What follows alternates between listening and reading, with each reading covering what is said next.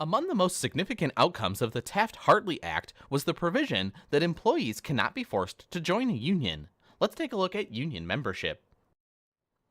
26 states have passed right-to-work laws to prevent workers from having to join a union as a condition of employment, be forced not to join a union as an employment condition, or be forced to pay union dues to a labor union, or be fired for not paying such dues.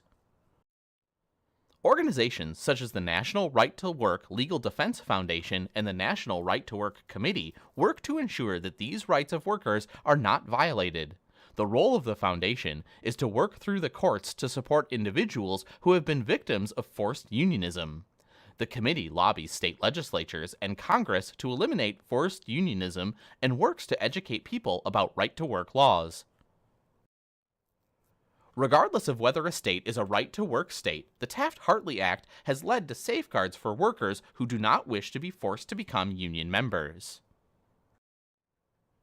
The most extreme form of union membership is a closed shop. A closed shop requires workers to join a union before they can be hired and requires employers to go to the union first to hire new employees. Only if union employees are not available can the employer recruit non-union employees. The Taft-Hartley Act generally outlawed closed shops and ended the right of unions to decide who could be members of the union.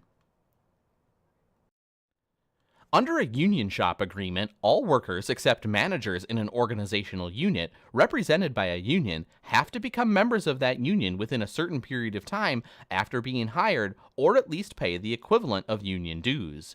This type of agreement is referred to as Union Security Clause. Union shops are illegal in 29 right-to-work states. Under an agency shop agreement, employees cannot be required to join a union, but can be required to pay a union an amount equivalent to initiation fees and dues that are considered to be a tax or service charged and are referred to as an agency fee. In exchange for these payments, the union acts as the bargaining agent for the employee. In reality, workers who are not union members can only be required to pay an amount equivalent to reduced union dues solely for the purpose of supporting the collective bargaining, contract administration, and grievance resolution services the union provides.